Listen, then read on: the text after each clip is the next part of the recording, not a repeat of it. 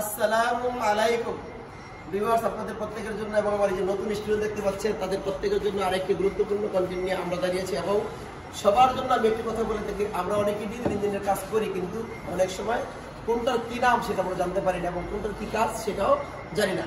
যদি আজকে আমরা সবাই উক্ত ভিডিওটা দেখি তাইলে পরে ডিজিটাল ইঞ্জিনের সবচেয়ে মূল যে অংশ হাই প্রেশার পাম্প সেই সম্পর্কে ভালোভাবে বুঝতে পারবো বলে আমি মনে করি। এই জন্য সরাসরি আমরা মূল ভিডিওতে চলে আসি। দেখেন, আমরা প্রত্যেকটির নাম বলবো এবং কাজ বলবো, আপনারা যদি মনোযোগ সহকারে দেখেন তাইলে অবশ্যই বুঝতে পারবেন এবং সমস্যা কোন জায়গায় হয় সেটা আমরা সরাসরি দেখাবো। এবার আসি, দেখেন এটা একটা হাই প্রেশার পাম্প। এই হাই প্রেশার পাম্পের দুটি পাম্প আছে একই জায়গায়। এটা হচ্ছে হাই প্রেশার পাম্প আর এটা হচ্ছে লো প্রেশার পাম্প অথবা হ্যান্ড পাম্প। দেখেন হ্যান্ড পাম্প কেন আমরা বলি, কারণ এই যেটা যখন এই হাতে যখন পাম্প করে এটা আমরা এয়ার ব্লিডিং করি, এই জন্য এটাকে আমরা হ্যান্ড পাম্প সাধারণত বলে থাকি। আর এটা কি হাই প্রেশার পাম্প। এবার আমরা মূল বিষয়গুলোতে চলে আসি। দেখি,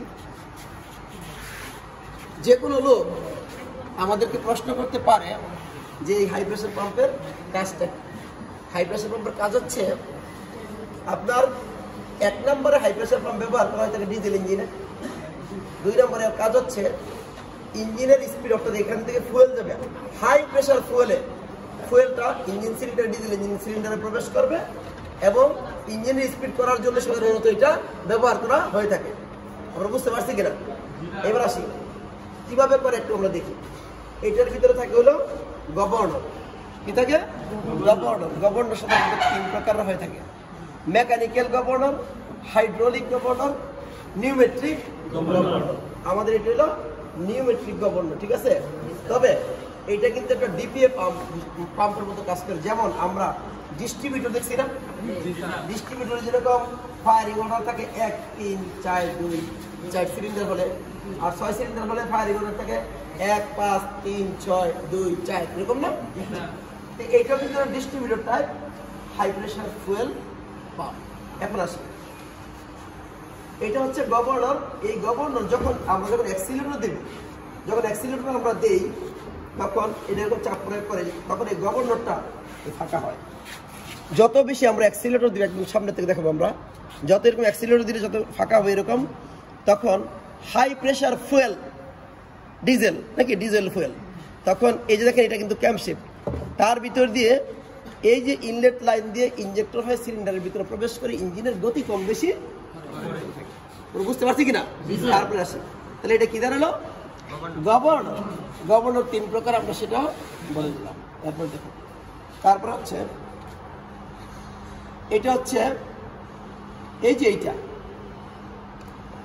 ব্যারেল আছে না, ব্যারেল প্লাঞ্জার ব্যারেল অ্যাসেম্বলি নাকি? এখানে কাটা একটা দেখা যাচ্ছে, এটা দুইটা মডেল সুন্দরভাবে দেখার সুযোগ আছে।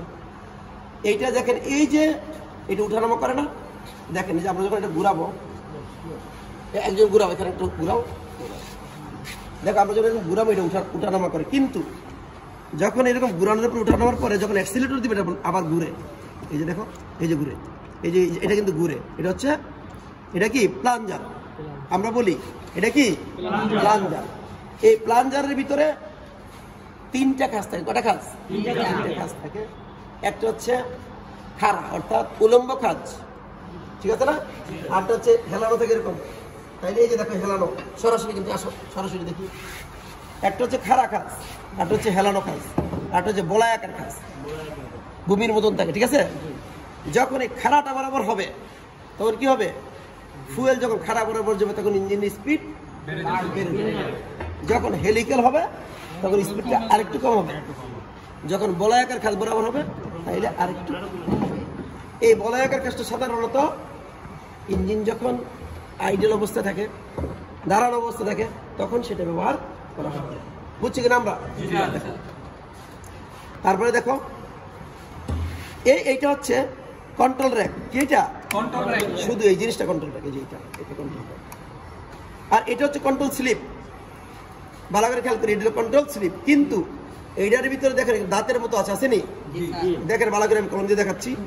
এই যে দাঁতের মতো আছে না, এটাকে বলে টুথ কোয়াড্রেন্ট। টুথ 100 মনে থাকবে।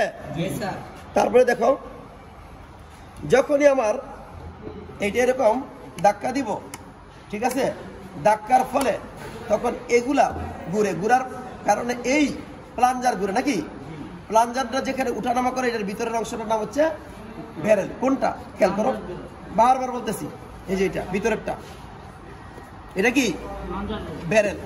ব্যারেলটার ভিতরে প্লাঞ্জারটা উঠানামা করে, আমরা বুঝতে পারছি কিনা। তারপরে আসো, তারপরে দেখো এই ভিতরের দিকে আছে কি ক্যাম্পশেপ। কি শেপ আছে? ক্যাম্পশেপ মনে থাকবে তো, এটা আমরা মাথায় রাখবো। ক্যাম্পশেপের পরে এটা হলো ক্যাম্প লুপ, খেয়াল করো ক্যাম্প লুপ। আর এটা হচ্ছে ট্যাপেট। এই ট্যাপেটের কারণে কিন্তু এটা যখন ঘুরাও, এটা একটু ঘুরাও, এই ট্যাপেটটা যখন চাপ দিবে, দেখেন চাপ যখন দিবে তখন কি হবে, তখন এই যে প্লাঞ্জার এবং ব্যারেল অ্যাসেম্বলি প্লাঞ্জার এরকম উঠানামা করবে নাকি। এইবার তাহলে আমরা উপরে যাই। দেখো এই প্লাঞ্জারের এখানে প্লাঞ্জার ব্যারেলের উপরে থাকে ডেলিভারি বাল্ব। কি বাল্ব? Delivery bulb. এই ডেলিভারি বাল্বের মাধ্যমে কিন্তু ফুয়েলটা সিলিন্ডারের ভিতরে হাই প্রেসারে যাবে। এরপরে আসেন, এটা হচ্ছে স্প্রিং। এটা কি স্প্রিং? ওই যে প্লাঞ্জার ব্যারেল অ্যাসেম্বলি স্প্রিং। আর এটা হচ্ছে, এটা কি ডেলিভারি বাল্ব। ডেলিভারি বাল্বের উপর আরেকটি স্প্রিং আছে না, বাল্ব স্প্রিং। এটা হচ্ছে ডেলিভারি বাল্ব হোল্ডার। বুঝছি কিনা? ঠিক আছে। এরপরে দেখো এখন এই ডেলিভারি বাল্ব হয়ে তোমার এই প্লাঞ্জারের ভিতরে যে হোলগুলো আছে না, কোনটা ওই যে খাঁজগুলো আছে, সেই খাঁজগুলো কিন্তু তোমার খাঁজের উপরে নির্ভর করে ইঞ্জিনের স্পিড কম বেশি হয়, মনে থাকবে। তারপরে সরাসরি আমরা এখান থেকে এখন আমরা চলে যাব কোথায়, দেখো চলে যাব এখান থেকে এইখানে। এটা হলো ইনলেট লাইন। কি লাইন? Inlet line. এই ইনলেট লাইন দিয়ে কোথায় যাবে? ইনজেক্টরে চলে যাবে। ইনজেক্টর এই অংশটার নাম হচ্ছে স্পিন্ডল। কি এটা? মনে রাখবা, এই স্পিন্ডল কিন্তু দেখতে বড় মনে হয়, ঠিক না? এই স্পিন্ডল কিন্তু ছোট হয়। যখন পাম্প যখন ছোট হবে স্পিন্ডল তখন ছোট হবে, ইনজেক্টর যখন ছোট হবে স্পিন্ডল তখন ছোট হবে। এবার আসো, তারপরে দেখো এটা কি ইনজেক্টর স্প্রিং, রিটার্নিং স্প্রিং বলে। কি বলে? এটা একটু চাপ দেয় আবার ছাড়ে, ঠিক আছে। তারপরে দেখো মোটামুটি এটা ক্লিয়ার। এইখানে দেখো এটা কি নজল। এই নজল হচ্ছে 5 প্রকারের। কয় প্রকারের?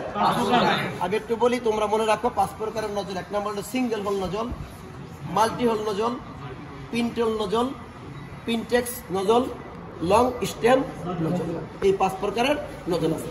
এইবার লো প্রেসার পাম্পে আমরা চলে আসি। দেখো, এবং এই লো প্রেসার পাম্প হচ্ছে কখন আমরা ব্যবহার করব? যখন এয়ার ব্লিডিং এর প্রয়োজন হতে পারে, ঠিক না? তখন কি করবো? যখন বাতাস ঢুকে, অর্থাৎ ডিজেল ইঞ্জিনের ভিতরে কি হয়, এয়ার লক হয় নাকি, এয়ার লক হয়। যখন এয়ার লক হবে তখন কিন্তু তোমার এই এয়ার ব্লিডিং স্ক্রুটা কি করবো আমরা? খুলে দেবো। খুলে দিলে তখন এটা এরকম পাম্প করলাম।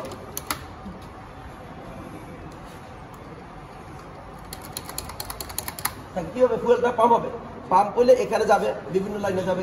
তখন এই লাইনটা খুলে দিলে দেখবা তেল আর বাতাস বের হচ্ছে। এক সময় দেখবে শুধু তেল বের হচ্ছে, তখন এটা টাইট করে দিব, এটা টাইট করে দিব। দিলে পরে কি হবে? এয়ার ব্লিডিং হয়ে যাবে, ফলে ইঞ্জিন ভালো মতো চলবে। মোটামুটি এটা বুঝছি কিনা আমরা? মোটামুটি উক্ত ভিডিওটা দেখলে প্রত্যেকেই হাই প্রেসার পাম্প সম্পর্কে ভালোভাবে বুঝতে পারবে বলে মনে করি। ধন্যবাদ সবাইকে।